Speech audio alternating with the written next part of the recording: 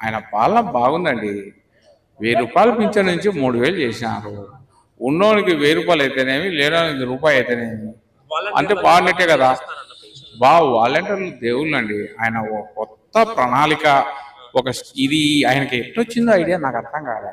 ఇంటింటికాడికి వచ్చి పొద్దున్నే పింఛన్ ఇదో, అన్న పింఛన్ ఇదో అని ఇచ్చానంటే ఒకనాడు పడికాపులు కాసినాం బళ్ళల్లో.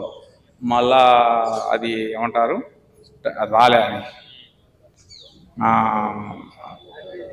మనం సెల్లో రాకపోతే ఏమంటారు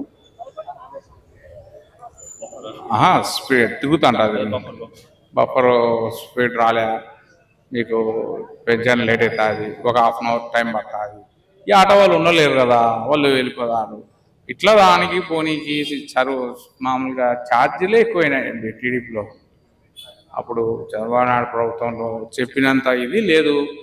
ముసలోళ్ళను పోనీయరయ్యా బైక్లో.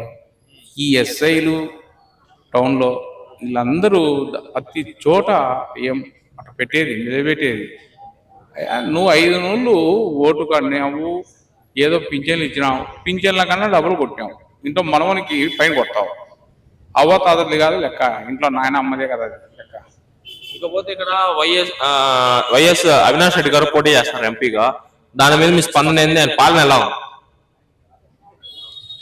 అవినాష్ రెడ్డి ఒకనాడు వైఎస్ఆర్సీపీ జగన్మోహన్ రెడ్డి ఊపులో కొట్టుకొని వచ్చినాడు కదా యాడెత్తుకుని.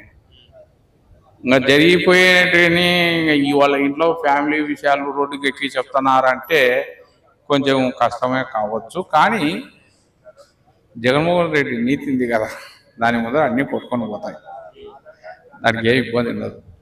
ఎంత మెజారిటీతో గెలిచే అవకాశం ఉందంటారా? పొద్దుటూరులోనా? పొద్దుటూరులో వాళ్ళ గురువు ఎంపీగా నేను చెప్పలేను. పొద్దుటూరులో 50-50 ఉందండి. ఎందుకంటే ఆయన గురువే కదా. ఆయనకు పాత్రలంతా జనరేషన్ ఓల్డ్ మనుషులు కొంతమంది అభిమానులు ఉన్నాయి.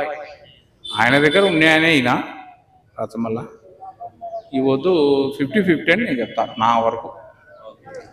కానీ విజయం ఎవరు సాధిస్తారని ఎవరని చెప్పలేదు. జగన్మోహన్ రెడ్డి పాలన బ్రహ్మాండంగా ఉంది. ప్రతి ఒక్కరికి ఆయా పథకాలు అందుబాటులో ఉన్నాయి. ఎక్కడ చూసినా కానీ బాగా మంచిగానే ఉండాలి. అదే. ఇకపోతే మీకు సంక్షేమ పథకాలు అన్ని అందుతున్నాయి బాగా, పింఛన్లు అన్ని అందుతున్నాయి. నెల నెల పాపం ఇంటి దగ్గరికి ఇచ్చి 6 గంటలకి నిద్ర లేపించున్నారు వాళ్ళు పాపం. ఆయనే బ్రహ్మాండంగా చేస్తున్నాడు. ఆయన మా ప్రొద్దుటూరుకి ఏం కావాలన్నా కానీ ఆయన ద్వారానే మాకు అన్ని పథకాలన్నీ అందజేస్తున్నాడు. ఎన్ని మెయింటైన్ చేస్తున్నాడు, అన్ని ఎక్కడ కావాలన్నా ఏం కావాలన్నా కానీ మా ఎమ్మెల్యే ద్వారాగా అన్ని అందజేస్తున్నాడు. ఇకపోతే వైఎస్ అవినాష్ రెడ్డి గారి మీద వాళ్ళ ఫ్యామిలీ వాళ్ళే సునీతమ్మ గారు కానీ షర్మిలమ్మ గారు ఫేక్ గా మాట్లాడుతాడు. ఇప్పుడు దానికి ప్రూవ్ కావాలా? ఒక పని చేసేందుకు మనం నిదర్శనం ఉంటే మాట్లాడాలా, లేదంటే కింద మాట్లాడకూడదు. ఊరికే పబ్లిసిటీ ప్రాపగండా చేసుకొని అది చేస్తే అది బాగుండదు. అది ఏదైనా రుజువు చేసినప్పుడు దానిపైన అన్నే కానీ దాని స్పందన ఉంటుంది. అది ఒక 2 లక్షల మెజార్టీతో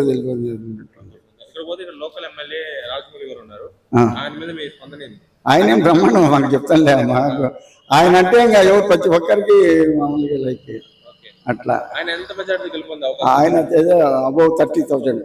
పాలన బాగుంది, చాలా బాగుంది.